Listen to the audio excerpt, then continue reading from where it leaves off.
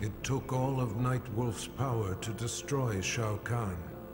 His spirit guide, the Wolf, had aided him in the battle, but in the aftermath its presence was no longer felt.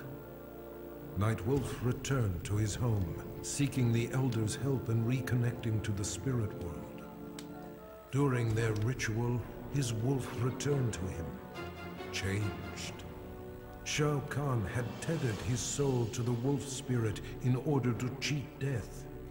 Now corrupted with Shao Kahn's evil, Nightwolf has transformed into his animality, his bite converting his victims into subservient lycanthropes.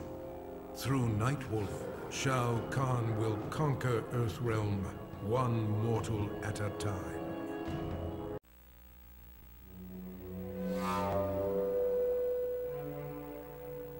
Having finally brought about Shao Kahn's demise, Quan Chi was then tasked with growing the ranks of the Brotherhood of Shadow. Many warriors had perished in Outworld's invasion of Earthrealm. Quan Chi stole their souls and remade them to serve his master, the fallen Elder God. The task completed, Shinnok repaid Quan Chi's service by ordering his execution, thereby eliminating a possible challenger to his rule. Quan Chi had anticipated this act of treachery, however, and resurrected Shao Kahn, the ultimate phantom warrior. With Shao Kahn as his enforcer, Quan Chi struck down the Brotherhood of Shadow and Shinnok.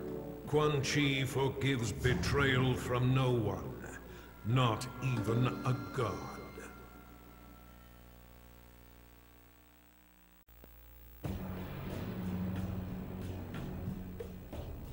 Having defeated Shao Kahn, Reptile was feared by all.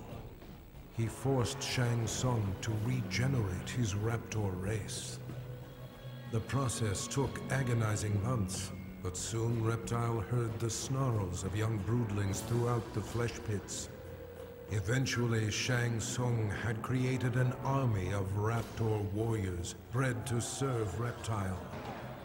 They stormed the realm, killing any Tarkatan, Shokan, or Centaur who opposed Reptile's rule.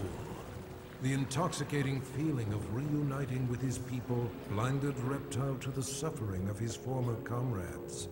Reptile was home once more.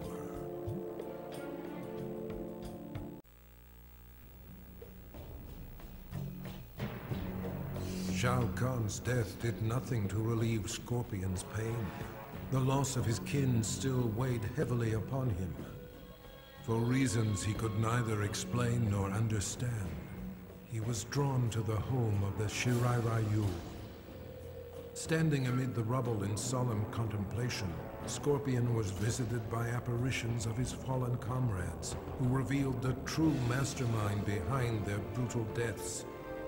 Enraged, he returned to the Netherrealm.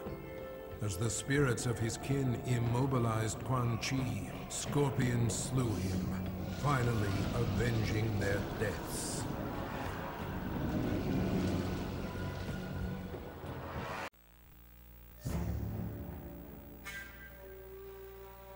Shang Tsung voraciously consumed Shao Kahn's soul, absorbing his immense power.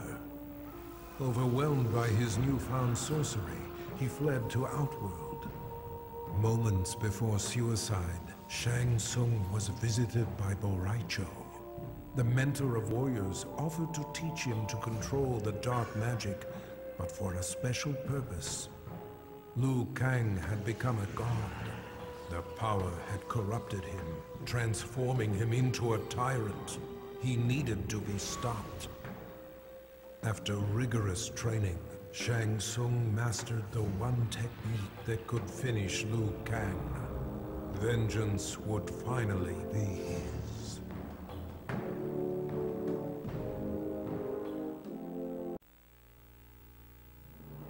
The loss of friends and allies during the battle with Shao Kahn took its toll on Sonya Blade's sanity.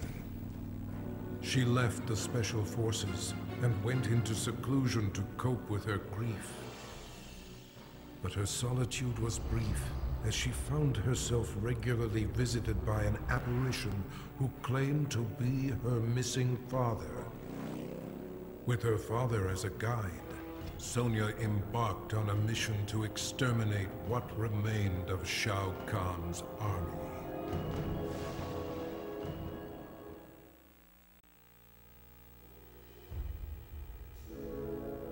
The spell that bewitched Queen Sindel had been broken. She did battle with Shao Kahn and slew him, punishment for the suffering he brought upon her and millions of others throughout the realms. She dissolved the sorcery that bound Edenia with Outworld and began restoring her realm to its former glory. The many races of Outworld were impressed. Not only had Sindel defeated Shao Kahn, but she had shown great leadership in chaotic times. They willingly offered her their allegiance. Under Sindel's governance, the realms of Edenia and Outworld remain merged in spirit.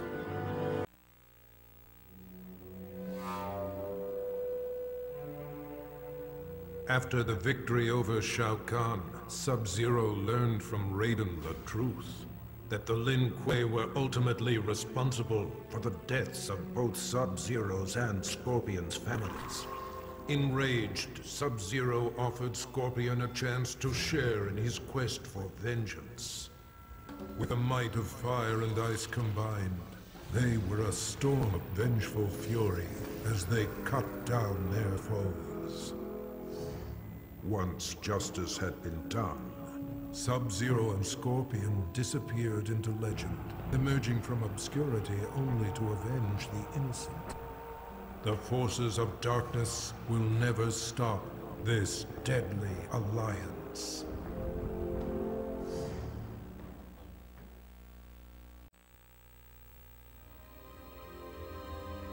Though he had pledged his life to the Lin Kuei, Cyrax left the clan to help the Earthrealm heroes turn back Shao Kahn's invasion. For this act of desertion, he was marked for termination by the new Grand Master, Sector. Surrounded and severely outnumbered, Cyrax prepared to meet his fate when Raiden came to his aid. With him were 100 Shaolin monks. The Lin Kuei were defeated, though Sector was not counted among the dead. Cyrax was offered sanctuary at the Wuxi Academy, where he has begun a new life as an honorable warrior for peace. Shao Kahn was defeated, but the intense battle rendered Jade unconscious. She slipped into a dreamlike state and found herself walking in an unknown realm. As she explored, her surroundings shifted and changed. Jade approached a lone figure who stood in the distance, a shimmering woman. She did not reveal her name, but spoke with an air of regal authority. Through the minds of countless mortals, the woman had been watching events as they unfolded over the centuries. She informed Jade that Shao Kahn's death was an outcome that must be reimagined. Jade was defenseless as the woman possessed her body and emerged in the waking world. As the last remnants of Shao Kahn disintegrated, Johnny felt strange, as if he had lost control of his body. Suddenly, powerful energy burst forth, destroying everything around him. Johnny sought the aid of Raiden and Nightwolf, but their efforts did nothing to stop these random spasms of destruction. Desperate, Raiden transported Johnny to Sado, the realm of order, where he could be taught to control his power. Johnny Cage will transform into a warrior powerful beyond mortal imagining. Kano made a fortune selling arms to Shao Kahn and used the profits to upgrade his cybernetics. The added connectivity of his eye implant gave him unparalleled access to global communications. Using his mind, he navigated the databases of banks, law enforcement agencies, and other networks. But his activities left him vulnerable to hackers. Jax infiltrated Kano's mind and trapped his consciousness in the Special Forces mainframe. It wasn't long, however, until Kano managed to free himself. His consciousness spread like a virus throughout the Special Forces network of automated weaponry. Kano has become a one-man army.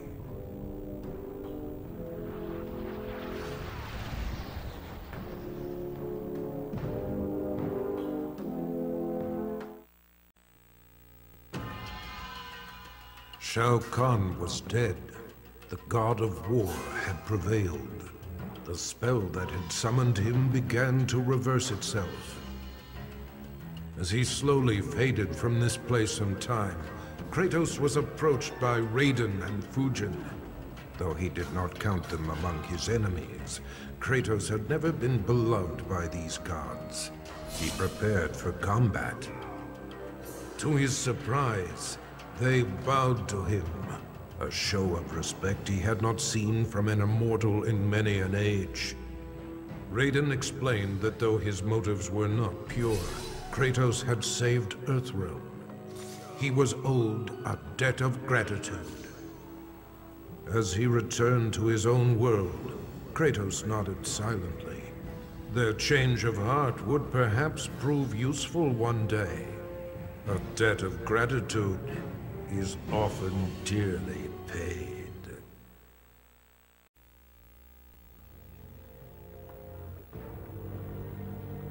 Having defeated Shao Kahn, Liu Kang believed he was the only one capable of defending Earthrealm against outside threats. During the invasion, Raiden had been more burden than ally. Brazenly, he demanded the Elder Gods grant him the Thunder God status. In a one-match Mortal Kombat tournament, Liu Kang defeated his former friend and mentor. Liu Kang's request was granted. He was made a god, the new protector of Earthrealm.